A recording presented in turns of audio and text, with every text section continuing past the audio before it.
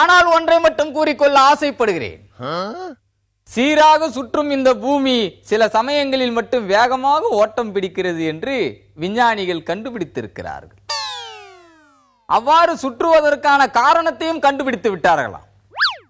விஞ்ஞானம் என்றாலும் மெய்ஞானம் என்றாலும் ஒரு நாள் இடிதாங்கியின் படிக்கட்டில் ஏறித்தான் ஆக வேண்டும் என்பது உலக விதி. ஆம், இந்த இடிதாங்கியின் அடித்தொண்டையில் உற்பத்தியாகும் சத்தம் குடல் வழியாக உருண்டு புரண்டு வந்து குரல் வலை வழியாக கொப்பளிக்கும் போது பூமி வேகமாக சுற்றத் தொடங்கி விடுவதாக விஞ்ஞானிகள் கண்டுபிடித்திருக்கிறார்கள். இதன் மூலமாக ஏதோ நாசகார விளைவுகள் நடக்கப் போகிறதோ என்று முதலில் நாசா விஞ்ஞானிகள் நடுங்கிவிட்டார்களாம்.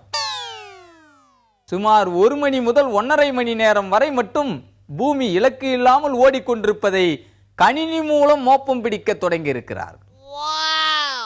என்ன ஆனது? மோப்பம் பிடித்த கணினி இடிதாங்கியின் மேடை பகுதிக்கு வந்து மண்டியிட்டு வணங்கி இருக்கிறது.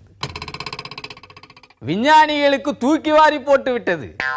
இந்த பூமியின் இயல்பு நிலையில் ஏற்பட்ட மாற்றத்துக்கான காரணம் இடிதாங்கிதான் என்று அறிந்த நாசா விஞ்ஞானிகள் இடிதாங்கியை பார்த்து நான்சென்ஸ் என்று பாராட்டிவிட்டு போயிருக்கிறார். அத்தோடு சர்வதேச நீதிமன்றத்தில் இடிதாங்கிக்கு எதிராக நியூசென்ஸ் கேஸ் போட்டிருக்கிறார். அத்தோடு விட்டு விடவில்லை. ஓசோனில் ஏற்பட்ட ஓட்டைக்கும் இடிதாங்கி உண்ணும் ஓட்டை வடைக்கும் தொடர்பு இருக்கலாமோ என்று ஆராய தொடங்கிவிட்டார்கள். ஆக இடிதாங்கி பூமியை ஓடவும் விட்டு ஓட்டையும் போடுவான் என்று கூறிக்கொள்ளுகிறேன். இதற்கெல்லாம் என்ன காரணம்? இடிதாங்கி ஏற்படுத்தும் பேரதிர்வும் பெருந்தீனியும் உலகம் உள்ளங்கையில் இருப்பதாக சொல்லுகிறார்கள். அதை இடிதாங்கி ஒருபோதும் ஏற்றுக்கொள்ள மாட்டான். உண்மையை சொல்வதாக இருந்தால் உலகம் இடிதாங்கியின் உள்நாக்கில் இருக்கிறது. இடிதாங்கியின் உள்நாக்கு ஒரு நாளும் பொல்லாங்கு சொல்லாது. மக்கள் பணிக்காக தீயாக இடிதாங்கி வேலை செய்யும் போது கூட ஒரு சிலர் இடிதாங்கியை தீயால் சுட்டு வடுவை ஏற்படுத்தி இருக்கிறார்.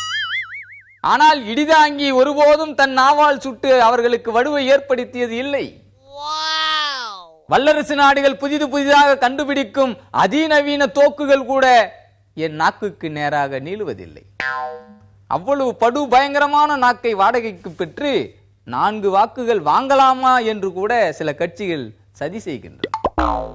எப்படியாவது இடிதாங்கியை நீங்கள் கூட்டணியில் சேர்த்துவிட்டு கணிசமான வாக்குகளை பெறலாம் என்று திட்டமிட்டால் அவர்களை நாவால் சுட்டு வடுவை ஏற்படுத்தவும் தயங்க மாட்டான் என்று எச்சரித்து விடைபெறுகிறேன். நன்றி, வணக்கம்.